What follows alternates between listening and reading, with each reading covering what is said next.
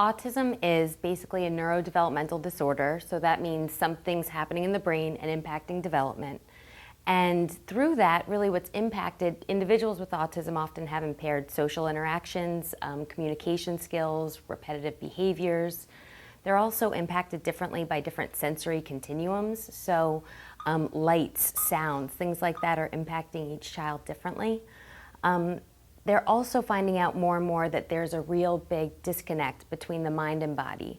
So a lot of our kids are finding out have so many great ideas and have so many thoughts and have great intent, but then there's a breakdown when it comes to the motor planning and communication. So they have these abilities, it's just a matter of getting them out. At 9 months, I think I knew. And my older son is also on the spectrum. And with him, it was very late. I didn't find out till he was 12. So with my younger one, I kind of started looking at everything, and I just noticed some behaviors were not typical. He didn't smile a lot as a baby. He cried a lot as a baby. He was a little OCD.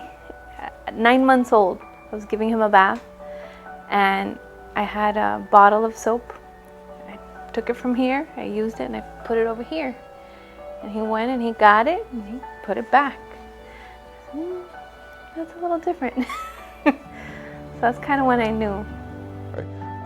We first started noticing that our son's development was not typical when he wasn't really mimicking anything that we were doing until, I don't know, until well into the second year.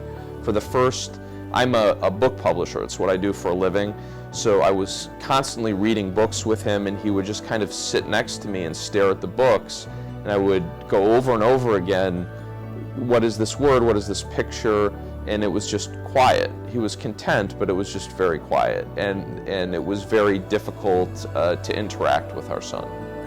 Yeah, he wasn't repeating words, and obviously he had a speech delay, so that's how we started noticing that he wasn't developing typical. So the most common approaches to treat autism, there's two main approaches. One is ABA, and then the other one is floor time. ABA, it means applied behavior analysis. As its name indicates, it's really concentrating on behaviors and changing the behaviors. So what the therapist would do is break up anything on different sets of skills and teach the skills to the child.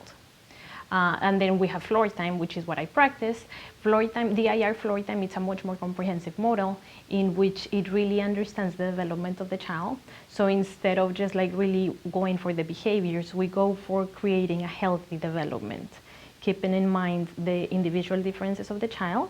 So which means anything related to their sensory system, to their communication issues, to the diet, like anything that is specific to this kid, motor planning, visual spatial processing, understanding that, and then using our relationship with the child to help the child develop. When he was officially diagnosed, he was already 4. So I just went on the insurance and I looked for behavior therapy. And Lena's name came up, and I didn't know about floor time. I just happened to, she's on my insurance, let me go see her. And when she explained everything, I was so happy. It was exactly what I was looking for. I have other friends whose children have, autism, and I didn't want him in structured behavior therapy. Floor time falls into the camp of the developmental relationship-based approaches. And so essentially what we're doing is through back and forth interactions, we are working on building those foundations. So we're helping a child to maintain regulation, to be calm and attentive through these interactions that are helping them to do that. And we kind of build them up through there. Floor time is sometimes called play with a purpose, so it might look like you're just playing around, but what we're doing is in those interactions, we're teaching the child how they can maintain regulation, how they can get engagement going, work on communication skills, problem solving. So we work on all of these great capacities through interactions and by building a connection with the child, finding out what's interesting to them. And when we find out what's interesting to them, we follow their lead and we try to connect on their interests. And through that connection is where really the magic happens. There's a saying in floor time where you have to go for the gleam in the eye. And so that means you have to find out what that child loves, what's their interest. And really, when there's that gleam, and it sounds vague, but when you see it, you know it. So when you see that gleam in the eye, you know that there's learning happen, there's development occurring. I mean, such great things can happen, but it can't be through this sitting, rote, say this, do this type of thing. We want it to be meaningful for the child.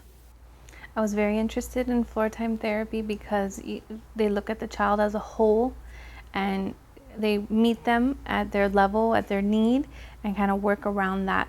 And I really liked that approach where you get to know the child and you see what they like and they feel comfortable. Just every single thing about it I liked.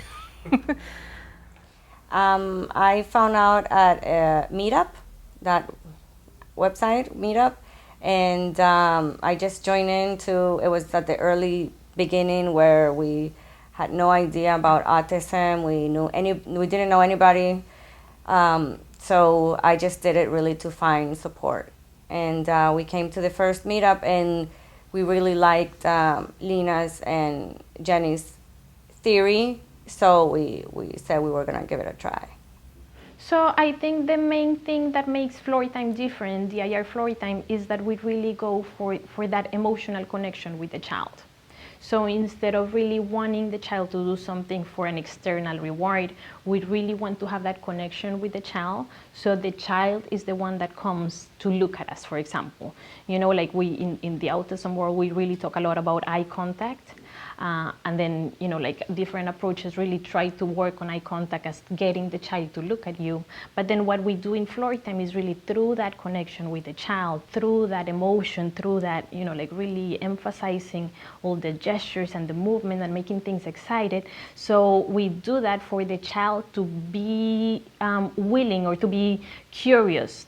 That's a better word, to be really curious to come to you in a more spontaneous way. So instead of really pushing the child to look at you, we really do things that are more natural, so the child wants to look at you. So it's much more natural.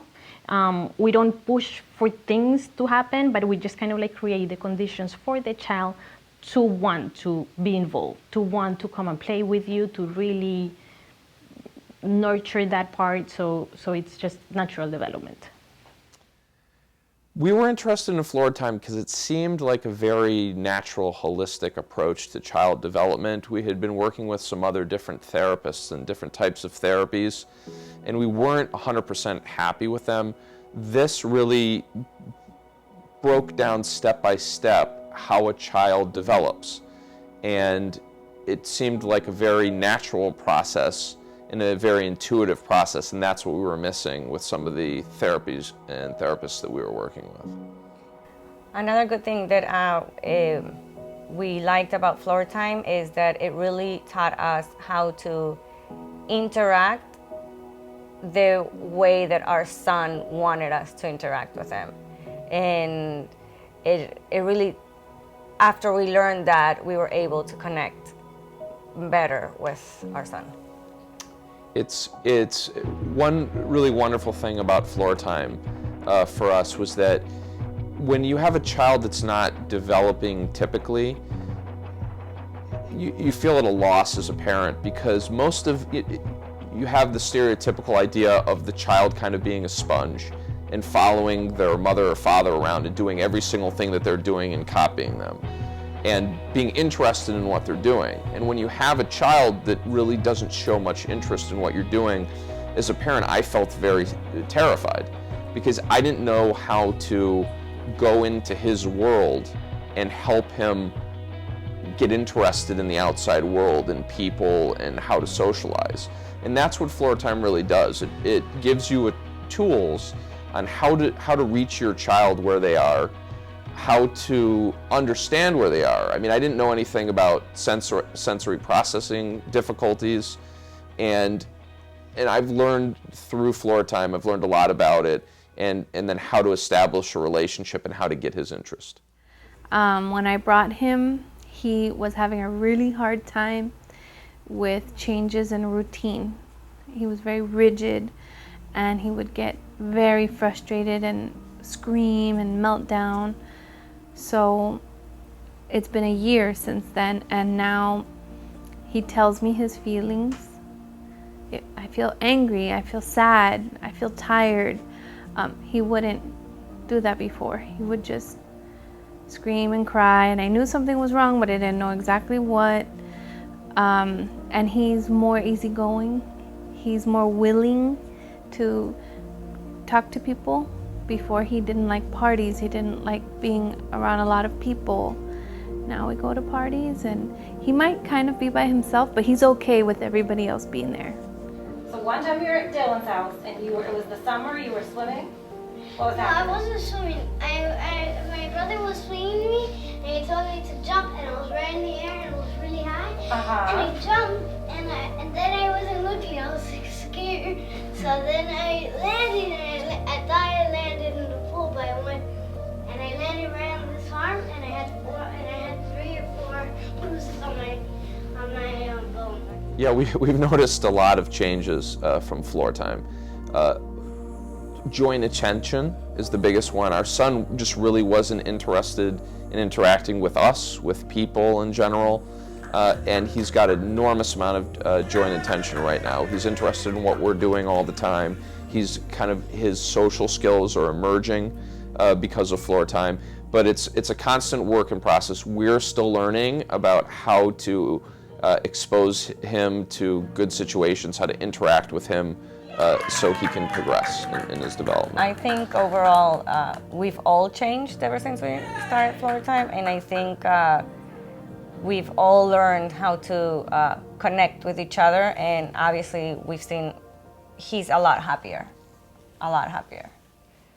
So we really know that there's progress being made when we can start sustaining interactions more and more. So often we might meet a child and we might have an interaction for about 3 seconds, maybe 2 back and forths, and then the child leaves. And then the next time it's 4 back and forths, and then it's 5. So what we want to do is we want to try to sustain these back and forth interactions and really keep that connection. And soon we want the child to be initiating. We want them to be asking for more. We want them to be telling us what they want to do. And really when they start initiating, that's when you know something incredible is happening.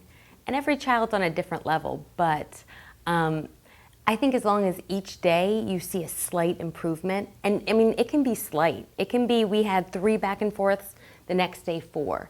It could be the child pulled over a chair and reached up for their favorite toy for the first time ever. So it's these really subtle things sometimes, but as long as you're looking for them, because our kids can be really subtle, but as long as we are looking for what's happening, and as long as we know that child, we can pretty easily tell when there's been a big developmental step. And then, you know, it's fun and exciting to celebrate that, and we have to celebrate that and let the child know that we acknowledge that, and then they want to do it more and more, so it starts to have a nice little pattern. I would say that when your child's first diagnosed with autism, it's terrifying as a parent.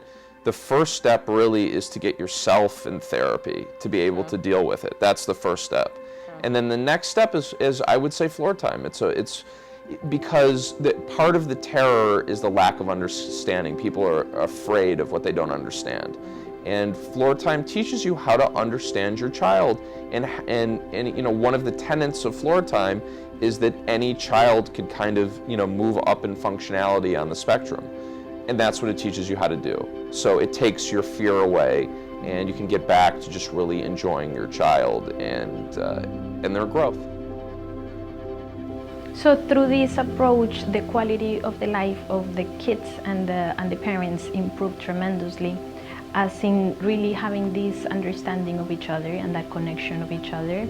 And I think many families that start working with this model start just really having a sense of joy with everything that's happening. So instead of having this pressure of wanting the child to be different, you understand the child and you see the beauty on whatever it is that they're going through and whatever it is that's happening.